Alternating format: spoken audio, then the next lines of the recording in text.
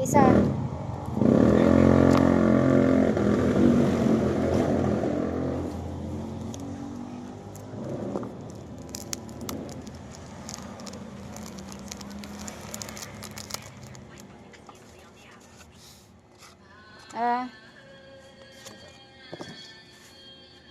Kain ka lang dyan.